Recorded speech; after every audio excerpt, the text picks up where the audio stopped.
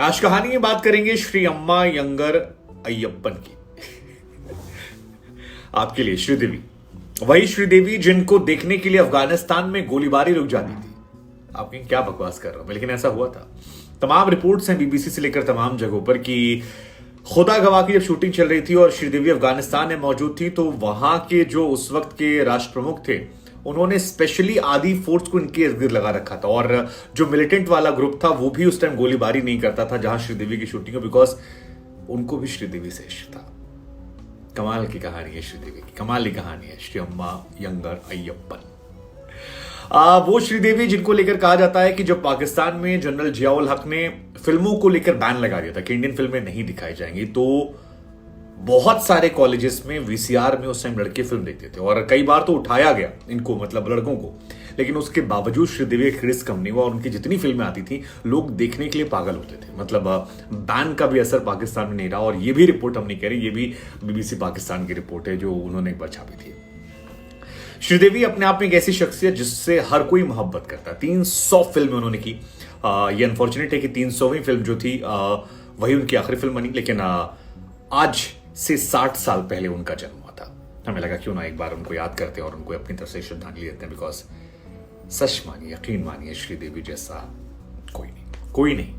वैसे अफगानिस्तान पाकिस्तानी नहीं बल्कि गूगल भी उनका फैन है, तभी तो उनके लिए 60वीं बर्थ एनिवर्सरी पर गूगल ने एक डूडल बनाया है ताकि उनको अपनी तरफ से वो श्रद्धांजलि दे सके। लेकिन श्रीदेवी की कहानी जो है वो आज नहीं शुरू होती, वो शुरू होती 1963 में। तमिलनाडु में एक छोटा सा गांव है मीनमपट्टी, वहां पर इनका जन्म होता है और उसी के बाद उनको ये नाम दिया जाता है श्री अम्मा यंगर अय्यप्पन। बचपन में ही कहते हैं ना, पूत के पांव पालने में दिख जाते हैं, तो उनके पांव भी दिख गए थे और उनके पेरेंट्स को रियलाइज हुआ कि ये लड़की यार थोड़ी एक्स्ट्रा टैलेंटेड है, जो आता है उसकी मिमिक्री कर लेती है, एक्टिंग कर लेती है और लोगों को हंसाती गुदगुदाती है। वैसे श्रीदेवी की जो आवाज़ थी ना, ही टाइप की, मतलब वो जो पतली सी आवाज़, वो हंसती थी, वो चुलबुली सी आवाज़, वो कमाल की थी। और यही वजह है कि श्रीदेवी जैसा कोई बन नहीं पाया। वैसे बहुत सारे लोग आए, लेकिन श्रीदेवी के इर्द गिर्द भी कोई नहीं आ पाया। अब 1966 में जब श्रीदेवी 3 साल की थी, तब एक फिल्म आ रही थी हिंदू मैथोलॉजिकल उसको लेकर कि कंधन करुणई, और इसमें जो भगवान कार्तिकेय का रोल कर रहे थे वो एक्टर किसी और फिल्म में रोल पाते। एक बाल कलाकार की जरूरत थी, श्रीदेवी को ये रोल दिया गया और 3 साल की श्रीदेवी ने फिल्मी दुनिया में तब पहली बार कदम रखा था। Just 3 years। हाँ, फिल्म जो थी वो हिट रही। हालांकि इस फिल्म की भी एक कहानी है कि श्रीदेवी के सिर को मेकर्स मुंडवाना चाहते थे। आते 3 साल की बच्ची, लेकिन श्रीदेवी की मॉम वॉज वेरी स्ट्रिक्ट, कहा नहीं तो नहीं, कुछ भी नहीं करता। फिल्म रिलीज हुई, श्रीदेवी 4 साल की थी, फिल्म हिट हो गई और श्रीदेवी के नाम हो गए, काफी ऐड आने लगे उन्हें। इसके बाद जब वो 10 साल की हुई तब उन्हें दूसरी बार फिल्म मिली और पहली बार वो लीड एक्ट्रेस के तौर पर का शामिल की गई।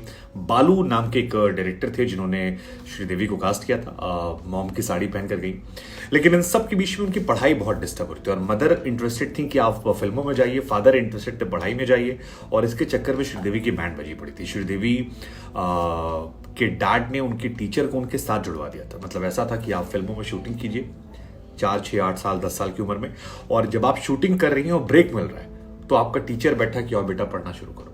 मतलब हम लोग पढ़ाई से ब्रेक लेते हैं, श्रीदेवी ब्रेक से में पढ़ाई कर रही थी और पढ़ाई और इसको बैलेंस करने के चक्कर में उनकी बैंड बजी थी।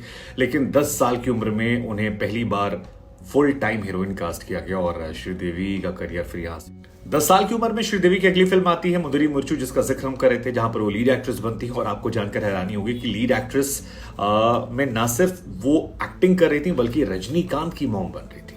वैसे रजनीकांत की जेलर अभी भी आई है, कमाल की फिल्म है। लेकिन इस फिल्म में श्रीदेवी का जो रोल था वो ऐसा कुछ था कि बहन का मौत आती है, उसका बदला लेने के लिए रजनीकांत की वो सौतेली मां बनती हैं और उसके बाद इनके डैड से शादी कर लेती हैं। फिल्म ठीक ठाक हिट रही, श्रीदेवी यहां से भी हिट गई, लेकिन इसके बाद 16 सावन करके एक फिल्म आ रही थी जिसमें बॉलीवुड डेब्यू होता और साउथ की फिल्म थी। 6 साल बाद 16 साल की उम्र में 16 सावन उन्होंने किया। हालांकि फिल्म बॉक्स ऑफिस पर बुरी तरह से फ्लॉप रही। श्रीदेवी को लगा कि बॉलीवुड करियर खत्म है, लेकिन कहाँ खत्म हो रहा था। अभी तो श्रीदेवी की शुरुआत थी, आगाज था उस एक्ट्रेस का जो इंडिया की हाईएस्ट पेड अपने जमाने की एक्ट्रेस बनने वाली थी और फर्स्ट फीमेल सुपरस्टार जिसे आप कह सकते हैं।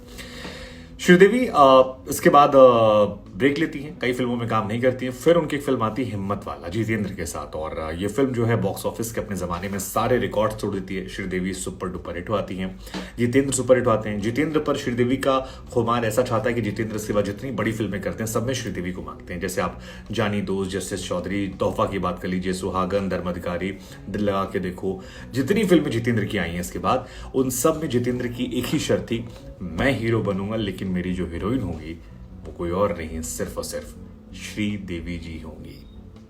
श्रीदेवी के बारे में एक बात बहुत फेमस है कि वो बहुत प्रोफेशनल थी। मतलब आगे किस्सा आपको सुनाएंगे हम कि कैसे उनके फादर की डेथ के बाद भी उन्होंने एक कॉमेडी सीन किया था, बुखार में एक डांसिंग सीन किया था। लेकिन जब नागिन शूट हो रही थी तो नागिन में आपने देखा होगा श्रीदेवी की आंखें बहुत खूबसूरत लग रही हैं, और उस आंखों के पीछे राज ये है कि लेंस लगाया था, लेकिन लेंस एक्चुअली उनकी आंखें खराब कर रहा था, और श्रीदेवी की आंखें इतनी खराब हो गई कि एक समय के बाद उन्हें कहा जाता है दिखना कम हो गया। जिसके बाद ऋषिकेश में एक मंदिर है, नीलकंठ महादेव मंदिर। अगर आप ऋषिकेश गए हैं तो ऊपर पड़ता है, थोड़ा सा जाकर आपको तकरीबन आधा घंटा ड्राइव करना पड़ता है। वहां पर श्रीदेवी गई और वहां पर मन्नत मांगी। वहां पर धर्मशाला में 2-3 कमरे जो हैं श्रीदेवी ने बनवाए, और आज भी वहां वो कमरे हैं, और उन कमरों को श्रीदेवी के कमरों के नाम से आता है। तो ये भी अपने आप में दिलचस्प कहानी है कि श्रीदेवी वहां गई। इसके बाद श्रीदेवी का स्टारडम जो था धीरे धीरे बढ़ता गया। मिस्टर इंडिया फिल्म जब आ रही थी तो अनिल कपूर और ये इसमें थे, और इसके लिए श्रीदेवी की मॉम ने बोनी कपूर से कहा कि हमारी बेटी को आप 10 लाख रुपए दोगे। लेकिन बोनी कपूर जो बाद में श्रीदेवी के हस्बैंड बने, वो खोए हुए थे, was all lost in Sridevi's love. उन्होंने कहा कि मैम आप 10 क्यों मांग रही हैं, आप 11 लाख रुपए लीजिए, हम आपको 11 लाख रुपए देंगे। श्रीदेवी की मॉम बहुत इंप्रेस हुई और कहा कि यार सुनो, अगली बार जब इसकी फिल्म करना तो पैसा चार्ज मत करना, यार ये लड़का जो है ना हीरा है। और यहीं से श्रीदेवी की मम्मी से बोनी कपूर जी ने अपना, अब जिस प्रोफेशनलिज्म का जिक्र हमने किया था, श्रीदेवी ने पैसे कितने भी चार्ज किए हों, लेकिन प्रोफेशनलिज्म के मामले में वो बहुत ज्यादा डेडिकेटेड थी, और ये आपको उनके करियर में देखने को मिलता है। मिस्टर इंडिया में एक गाना है, आपको याद होगा, काटे नहीं कटते दिन ये रात, कहनी है तुमसे बस एक ही बात। वो गाना बारिश में शूट किया गया है, लेकिन आपको जानकर हैरानी होगी कि जब वो गाना शूट किया जा रहा था तब श्रीदेवी बारिश में नहाने से उनकी फैमिली चाहती थी बच जाए, क्योंकि श्रीदेवी को एक्चुअली बुखार था। 102 डिग्री तापमान था, लेकिन इस तापमान में भी क्योंकि सेट लग चुका था, सारा माहौल था, श्रीदेवी ने कहा कोई बात नहीं, शो मस्ट गो ऑन, और उन्होंने उस गाने को शूट किया। हर इंसान उनकी हिम्मत की दाद दे रहा था, लेकिन ये उनका प्रोफेशनलिज्म था कि पैसा बर्बाद नहीं होना चाहिए। फिल्म में अगर पैसा लगा है तो फिर उसको हम बर्बाद नहीं कर सकते, ये गलत है और ऐसा अच्छी बात नहीं है। और उसके बाद वो गाना शूट हुआ, गाना सुपर डुपर हिट रहा। लेकिन इस फिल्म के बाद श्रीदेवी ने अपना रेट जो है और बढ़ा दिया था। 11 लाख रुपए यहां लिए थे। इसके बाद एक फिल्म आई चांदनी में उन्होंने 16 लाख रुपए लिए, और उस जमाने में जो एक्टर्स होते थे उनकी फीस भी इतनी नहीं थी। चांदनी में उनके जो सूट थे बहुत वायरल हो गए थे, और इसी में गाना है नौ नौ चूड़ियां वाला, जो आज भी बॉलीवुड के टॉप 25 वेडिंग सॉन्ग्स में गिना जाता है। और श्रीदेवी ने इस फिल्म में जो कपड़े पहने उसको सालों साल लोगों ने पहना, उसको आजमाया, और गाने से लेकर सब कुछ एक फैशन आइकन श्रीदेवी। अच्छा, श्रीदेवी के साथ एक और कहानी भी है कि वो एक दिन में 3-4 फिल्में करती थी। शायद यही वजह है कि उनके लाइफ में 300 फिल्मों का कलेक्शन हो गया। उसमें इशू क्या होता था, कई बार उनकी तबीयत खराब होती थी। एक और किस्सा जैसे उनकी तबीयत का है चालबाज फिल्म को लेकर, उसमें गाना होगा, आपको याद होगा, जिसे बाद में जॉन अब्राहम ने भी रिक्रिएट किया था, ना जाने कहां से आई है। बाद में जॉन अब्राहम ना जाने कहां से आया है रिक्रिएट किया था। उस गाने को शूट करते वक्त भी इनको बुखार था, और कहा जाता है कि 103 फीवर में इन्होंने उस गाने को शूट किया था। वो भी गाना अपने आप में आइकॉनिक सॉन्ग है। तो ये जितने गाने इन्होंने बारिश में शूट किए हैं, मुझे लगता है कि ये ज्यादा बड़े हिट हैं। एक और सॉन्ग इनका बारिश का मुझे बड़ा पसंद है कि लगी आज सावन की फिर वो झड़ी है, हाँ, सुरेश वाडेकर साहब ने गाया, बहुत ही खूबसूरत गाना है। तो वो भी अपने आप में आइकॉनिक सॉन्ग है। लेकिन 1991 में जब श्रीदेवी के पिताजी की डेथ होती है तो उन्हें एक लम्हे फिल्म में शूटिंग करनी थी, और श्रीदेवी यहां से कम बैक कर रही थी। थोड़ा काम से ब्रेक लेता, फिर कम बैक करना था उन्हें। और फादर की डेथ के बाद जो फर्स्ट सीन था वो कॉमेडी सीन था। फादर से काफी क्लोज थी, और लम्हे भी अच्छी फिल्म थी, वो भी रहा। लेकिन ये प्रोफेशनलिज्म की कहानियां हैं कि चाहे मेरे हाथों की बात की जाए, या फिर इसकी बात की जाए, ना जाने कहां से आया है, या मिस्टर इंडिया की, कहीं बारिश में शूट करना, कहीं पर उधर शूट करना, ये तमाम चीजें जो हैं ये श्रीदेवी के प्रोफेशनलिज्म को दर्शाते हैं, और अपने आप में श्रीदेवी को एक खास प्रोफेशनल एक्टर बनाते हैं। लेकिन सबसे इंटरेस्टिंग किस्सा जो है वो उनका अफगानिस्तान वाला, जो गोलियां रुकी थी। सोवियत संघ ने अफगानिस्तान में नजीबुल्ला करके एक थे, उनको राष्ट्रपति बना दिया था और 1992 में वहां पर जंग के हालात बने हुए थे, चारों तरफ गोलीबारी हो रही थी, लोग डरते थे। तभी शूटिंग करने के लिए हुआ कि यार अफगानिस्तान में शूटिंग की जाएगी और खुदा गवाह की शूटिंग के लिए टीम पहुंच गई।